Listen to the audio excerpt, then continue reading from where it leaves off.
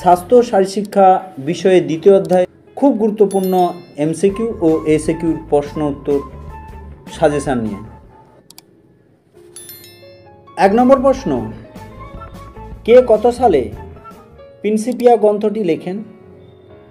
উত্তর, sir Isaac Newton 1687 খ্রিস্টাব্দে। খুব গুরুত্বপূর্ণ প্রশ্ন। 2 নম্বর প্রশ্ন, কঠোর পরিশ্রমী মানুষদের দৈহিক ক্যালোরির চাহিদা কত? 4000 ক্যালোরি। 3 নম্বর প্রশ্ন, মানুষের স্বাভাবিক রক্তচাপ কত? 800 মিলিগ্রাম। 4 নম্বর প্রশ্ন, সাধারণ মানুষের সাধারণ অবস্থায় শ্বাসের হার মিনিটে কতবার? 12 থেকে 15 বার। 5 নম্বর প্রশ্ন, 1 গ্রাম প্রোটিন থেকে প্রাপ্ত ক্যালোরির পরিমাণ কত? 4.1 গ্রাম। খুব গুরুত্বপূর্ণ প্রশ্ন। 6 নম্বর প্রশ্ন, ডায়াবেটিস সাধারণত কয় প্রকার? 2 প্রকার। 7 নম্বর প্রশ্ন, সাধারণের তুলনায় কম শোষণ হারকে বলে ড্যাশ? বাডিপোনিয়া। 8 নম্বর প্রশ্ন, বায়ুর ধারণকত্ব কি? গভীরতম প্রশ্বাসের পর সর্বাপেক্ষা বল প্রয়োগের দ্বারাই যে পরিমাণ বায়ু বের হয়ে যায় তাকে বায়ুর ধারণকত্ব বলা হয়। 9 নম্বর প্রশ্ন, সাধারণ পুরুষদের বায়ু ধারণকত্বের পরিমাণ কত? 4.8 লিটার। 10 নম্বর প্রশ্ন, দেহ ভরসূচক সূত্রটি কি? খুব গুরুত্বপূর্ণ প্রশ্ন, প্রতি 1 বছর অন্তর এই প্রশ্নটা পড়ে পরীক্ষায়। দেহের ওজন কিলোগ্রাম বাই, এটা পার দেওয়া আছে, ওটা বাই হবে, কিলোগ্রাম বাই দেহের উচ্চতা মিটারে ইন্টু দেহের উচ্চতা মিটার। 11 নম্বর প্রশ্ন, আর্থাইটিস কথার অর্থ কি? প্রদাহ বা যন্ত্রণাদায়ক বা ফোলা।